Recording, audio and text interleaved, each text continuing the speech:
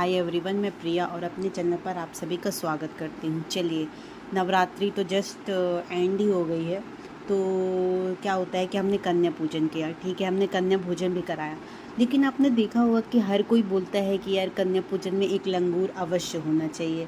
तो क्या आप जानते हैं कि उसके पीछे की पौराणिक कथा क्या है? क्यों कहते हैं ऐसा लोग और क्यों लंगूर को बैठाते हैं साथ में? चलिए, अगर नहीं जानते हैं तो चलिए मैं आपको बताती हूँ। तो नवरात्रि जो है ना, शारदीय नवरात्र पर्व के दौरान माता भगवती के 9 सिद्ध रूपों की पूजा करने से भक्तों की सभी मनोकामना पूर्ण हो जाती हैं। इन 9 दिनों में पूजा पाठ, उपवास, कन्या पूजन करने से बहुत ही महत्वपूर्ण माना जाता है। तो अब मैं आपको एक स्टोरी बताती हूँ। क्या होता है, देश भर में शारदीय नवरात्रि की गूंज हर्षोल्लास के साथ सुनाई दे रही है। आपने भी देखा होगा कि ये 9 दिनों में आपके 9 दिन कैसे निकल गए आपको भी पता नहीं होगा, लेकिन इस 9 दिनों में हमने जितना भी हर्षोल्लास किया वो बहुत ही मेमोरेबल हो जाता है। ओके, इस उत्सव में माँ दुर्गा के 9 सिद्ध रूपों की पूजा की जाती है, उपासना की जाती है। मान्यता ये रहती है कि 9 दिनों में पूजा पाठ, उपवास, कन्या पूजन करने से भक्तों की सभी मनोकामना पूर्ण हो जाती है और उनके जीवन के सभी दुख भी दूर हो जाते हैं। इस पर्व के अंतिम दिन यानी 9वीं तिथि को कन्या पूजन किया जाता है। इस दिन 9 छोटी कन्याओं को घर में आमंत्रित करके हलवा पूड़ी, चना व खीर पूड़ी का भोग लगाया जाता है। लेकिन इन सभी कन्याओं के साथ एक लंगूर अर्थात छोटे लड़के का भोग लगाना बहुत ही ज़रूरी है। आइए जानते हैं कि इसके पीछे के कारण क्या है इस प्रथा का, ठीक है ना, और किन बातों का हमें विशेष ध्यान रखना चाहिए।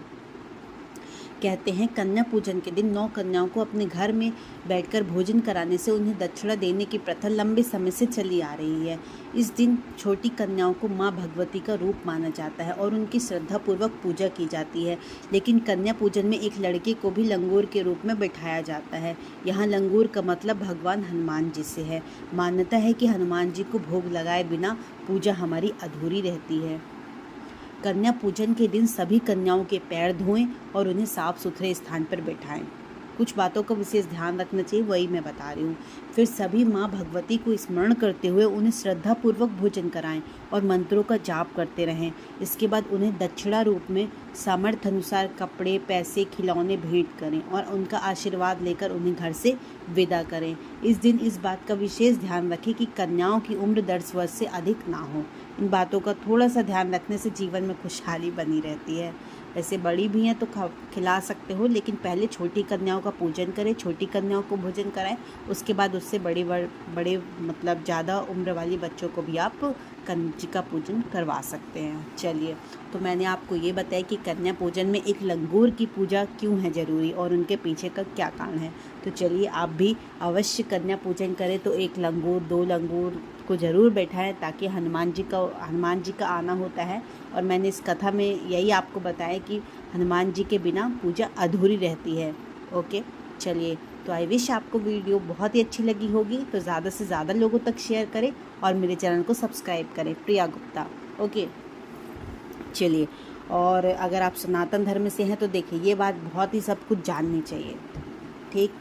चलिए, तो फ्रेंड सर्कल में, फैमिली सर्कल में सब जगह शेयर करें, बिकॉज कन्या पूजन हो ही रहा है सब जगह, तो उन्हें जानना भी ज़रूरी है कि क्यों कराते हैं, ठीक है ना। कराते तो हर कोई है, कंजिका पूजन हो गया, माँ दुर्गा का पूजन हो गया, है ना, क्यों कराते हैं, तो इसके पीछे का कारण हमें हमेशा ही जानना चाहिए। चलिए, तो बाय बाय दोस्तों, कल मिलते हैं अपन एक नए नेक्स्ट वीडियो के साथ। जय माता दी।